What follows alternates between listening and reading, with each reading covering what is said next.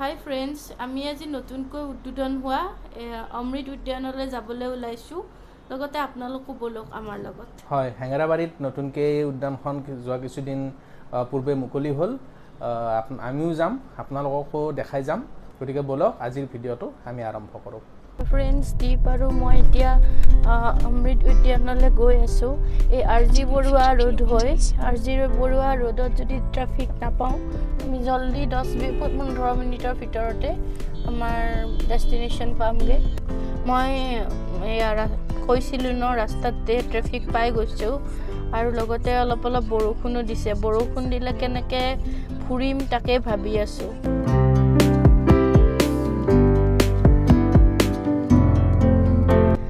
Fave ইণ্ডিয়াৰ নতুন showroom খুলিছে ইয়াতে, জু তিনিআলি আৰু চানমাৰীৰ মাজতে। মজা আৰু ইয়াতে ফ্লাইঅভাৰ কনষ্ট্ৰাকশ্যন চলি আছে, চ' ট্ৰেফিকটো বহুত বেছি হৈ গৈছে। এয়া উপায়ুক্ত কাৰ্যালয়।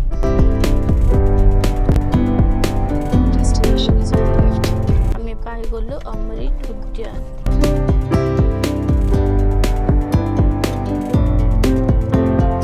এয়া ধুনীয়া পাৰ্কিঙৰ ব্যৱস্থা। এয়া আপোনালোকে দেখিব পাইছে অমৃত উদ্যানখন বাহিৰৰ পৰা দেখাইছোঁ। এয়া হ'ল ৰাস্তাটো, মেইন ৰাস্তা।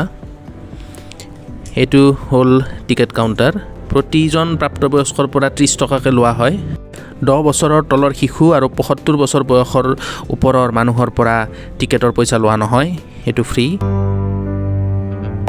এয়া আপোনালোকে দেখিব পাইছে যে কিছুদিন পূৰ্বে অসমৰ মুখ্যমন্ত্ৰীয়ে এই পাৰ্কখন উদ্বোধন কৰে। এয়া পাৰ্কখনৰ মেইন গেট, আৰু এই মেইন গেটেৰে আমি পাৰ্কৰ ভিতৰলৈ প্ৰৱেশ কৰিলোঁ। পাৰ্কৰ ভিতৰত প্ৰৱেশ কৰিয়েই আমি মূৰ্তি কেইটামান দেখিছোঁ। ইয়াত 8টা মূৰ্তি আছে, আৰু এইকেইটা হ'ল উত্তৰ পূৰ্বাঞ্চলৰ 8খন ৰাজ্যৰ 8জন স্বাধীনতা সংগ্ৰামী। এইসকলৰ বিষয়ে ডেছক্ৰিপশ্যনত দিয়া আছে। ফ্ৰেণ্ডছ, আমি আহি পালোঁ অমৃত উদ্যান। ইয়াতে আহিয়ে ষ্টেচু কেইটামান দেখিছোঁ, মূৰ্তি কেইটামান। এইটো হ'ল সম্বোধন হাংলো। 1850 সময়ত তেওঁ আছিলে। He was a freedom fighter. এইটো অৰুণাচল প্ৰদেশৰ মজে ৰিবা।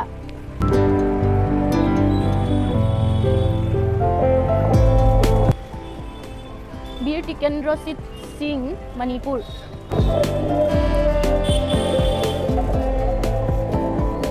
তীৰত সিং ছায়াম, মেঘালয়।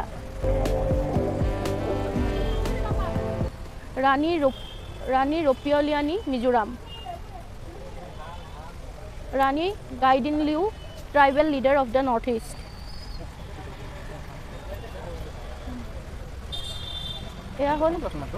এয়া হ'ল হেলেন লেন্সা, ছিকিমৰ। আৰু এইটো হ'ল ৰতনমণি ৰিয়াং, ত্ৰিপুৰাৰ। এয়া চাওক, এনেকৈ চিৰি দি ওপৰলৈ যাব পাৰি। আৰু ইয়াত এইবিলাক মিউজিক ছিষ্টেম কিছুমান আছে, তাত ধুনীয়াকৈ গান বাজি থাকে। এতিয়া বৰ্তমান ভূপেন হাজৰিকাৰ গান বাজি আছে। এয়া চাওক, ধুনীয়াকৈ লাইটবিলাক জ্বলি উঠিছে সন্ধিয়া হোৱাৰ লগে লগে। এক খুবেই সুন্দৰ দৃশ্য আপোনালোকে দেখিব পাইছে। এজোপা গছ, এডাল চিৰিজ গছ ঠিক সমাজতে আছে উদ্যানখনত।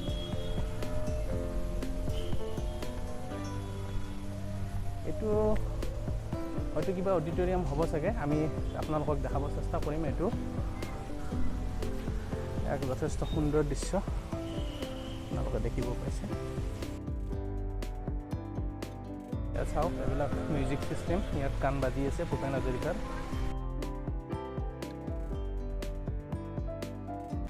ইয়াত চাওক, এখন হাত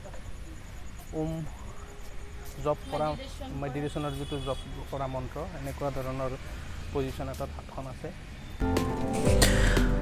হেংৰাবাৰীস্থিত এই অমৃত উদ্যানখন অসমৰ যিটো খাদী বৰ্ডৰ যিটো অফিচ আছে তাৰ লাগালাগিকৈ অৱস্থিত। আচলতে নতুনকৈ গুৱাহাটী মেট্ৰ'ৰ যিটো উপায়ুক্তৰ কাৰ্যালয়, এইটো সাময়িকভাৱে ইয়াত স্থানান্তৰ কৰা হৈছে এই উদ্যানখনৰ কাষতে কিছুদিনৰ কাৰণে স্থানান্তৰ কৰা হৈছে ইয়াৰ পিছত পাৰ্মানেণ্টলি DC অফিচটো বনাই থকা হৈছে তালৈ লৈ যোৱা হ'ব আৰু সেয়া আপোনালোকে দেখিব পাইছে এই মাটিখিনি খাদী বোৰ্ডৰ অসম চৰকাৰে এইখিনি অমৃত উদ্যানৰ নিৰ্মাণৰ কাৰণে অধিগ্ৰহণ কৰিছে ইয়াত প্ৰায় 14 বিঘা মাটি আছে প্ৰায় 14 কোটি টকাৰে ইয়াত এই উদ্যানখনৰ নিৰ্মাণ কাৰ্য সম্পন্ন কৰা হৈছে এয়া আপোনালোকে দেখিছে সুন্দৰ দৃশ্য যথেষ্ট সংখ্যক সিকিউৰিটি গাৰ্ড এই উদ্যানখনৰ ভিতৰত দেখা পালোঁ প্ৰতিটো লোকেশ্যনতে একোজনকৈ সিকিউৰিটি গাৰ্ড আছে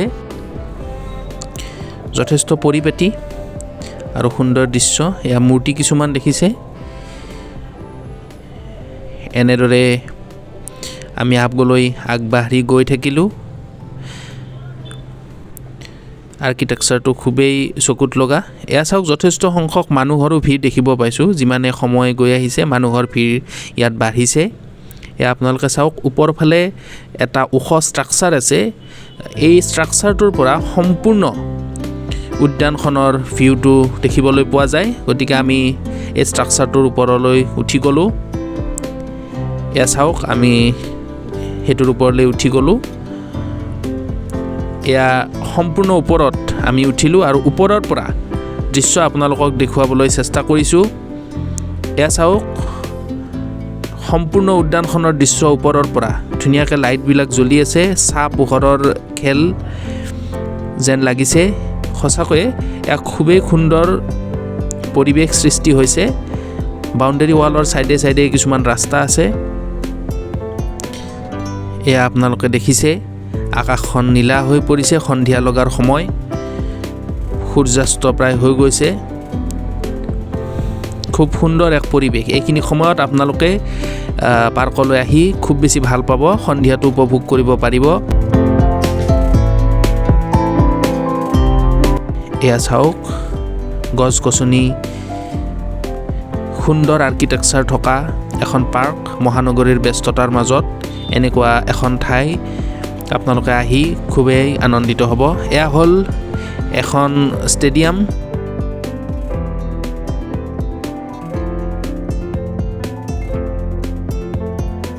এনেদৰে আমি ষ্ট্ৰাকচাৰটোৰ পৰা নামি তললৈ ওলাই গৈছোঁ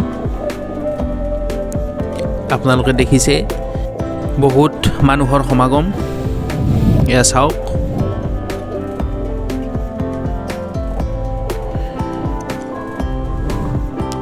এইটো হৈছে এটা সুন্দৰ স্পাইৰেল ষ্ট্ৰাকচাৰ ইয়াত ফটো উঠিবৰ কাৰণে খুবেই উপযুক্ত ঠাই বহুত মানুহ দেখিছোঁ ইয়াত ফটো উঠিছে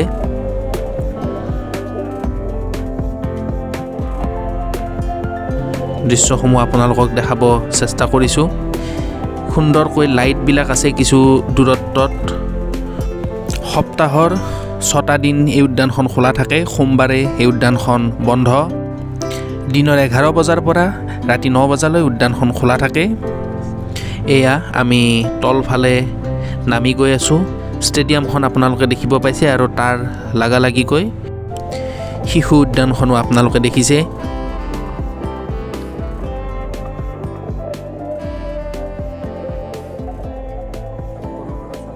এয়া হ'ল শিশু উদ্যানখন বিভিন্ন খেলনা সামগ্ৰী তাত আছে এয়া চাওক এটা সুৰংগৰ দৰে ষ্ট্ৰাকচাৰ এটা বনাইছে দেখিবলৈ খুবেই মনোমোহা বহু লোকে ইয়াত ফটো উঠে ফ্ৰেণ্ডছ আহি খুবেই ভাল লাগিল এয়া আমি পাৰ্কখনৰ ভিতৰত ঘূৰি আছোঁ এতিয়া আমি গ্লাছ হাউচ চাবলৈ যাম গ্লাছ হাউচটো চাবলৈ গৈ আছোঁ মানে ডিজাইনটো খুব ভাল লাগিছে আমি যিবিলাক সচৰাচৰ গুৱাহাটীত যিবিলাক পাৰ্ক দেখোঁ ঠিক তেনেকুৱা যেন নহয় অকণমান ব্যতিক্ৰম মানে অকণমান পাহাৰুৱা ঠাইখিনি চ' ওখ চাপৰ এনেকুৱা আছে আৰু মাজে মাজে কিবা সুৰংগৰ দৰে এনেকুৱা বনাই থোৱা আছে আৰ্কিটেকচাৰটো খুব ধুনীয়া লাগিছে একচুৱেলি গতিকে খুব ভাল লাগিছে গছবিলাকত কিছুমান চৰাইৰ বাঁহৰ দৰে কিছুমান বনাই থোৱা হৈছে মষ্ট প্ৰবেবলি চৰাইবিলাকৰ কাৰণে হয়তো হ'ব টঙি ঘৰ বুলি যাক কোৱা হয় ঠিক সেনেকুৱা সৰু সৰু টঙি ঘৰৰ দৰে বনাই থোৱা আছে আৰু মানে বাচ্চাবিলাকে খেলাৰ কাৰণে ইয়াত পাৰ্ক সদৃশ কিছুমান খেলা বস্তু ইয়াত আনি থোৱা আছে গতিকে খুবেই ভাল লাগিছে এয়া এখন পাৰ্ক আপোনালোকে চাওক সঁচাকৈ ধুনীয়া হয় আৰু চাৰিওফালে অসমীয়া গান বাজি থাকে গোটেই পাৰ্কখনতে স্পীকাৰবিলাক লগাই থোৱা আছে আৰু পুৰণা অসমীয়া গান যেনে এতিয়া এটা বাজি আছে অসম দেশৰ বাগিচাৰে ছোৱালী ঠিক এনেকুৱা গানবিলাক বাজি থাকে খুব ভাল লাগিছে গধূলি টাইমত আহি সঁচাকৈ বেছি ভাল লাগিছে দিনতকৈ হয়তো গধূলি সময়ত বেছি ভাল লাগিব কাৰণ গধূলি লাইটিংটো ভাল হয় এতিয়া আমি গ্লাছ কৰ্টৰ ভিতৰত এতিয়া সোমাম পাৰ্কখন বনোৱা কমপ্লিট হোৱাই নাই আৰু কিবা কিবি হয়তো বাকী আছে আৰু এইখন আজাদী কা অমৃত মহোৎসৱৰ মানে ফলস্বৰূপে বনোৱা হয় বুলি কৈছে এইখিনি হ'ল চিলড্ৰেনছ কৰ্নাৰ আপোনালোকে দেখি খুবেই ভাল পাব সৰু সৰু শিশুবিলাকে ইয়াত ফূৰ্তি কৰি আছে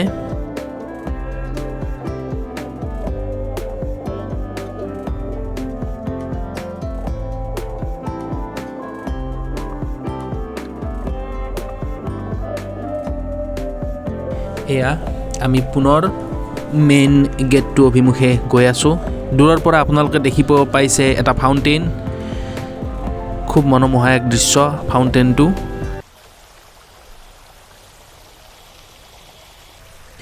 আপোনালোকে ফাউণ্টেইনটোৰ শব্দ নিশ্চয় শুনিব পাইছে এইদৰে অমৃত উদ্যানখন চাই আমি যাবলৈ ওলালোঁ ইয়াতে আজি আমাৰ ভিডিঅ'টো সমাপ্ত কৰিব ওলাইছোঁ আশা কৰিছোঁ আপোনালোকে ভিডিঅ'টো চাই ভাল পালে যদি ভাল পালে লাইক কৰিব কমেণ্ট কৰিব চেনেলটো ছাবস্ক্ৰাইব কৰিব আপোনালোকক বহুত বহুত ধন্যবাদ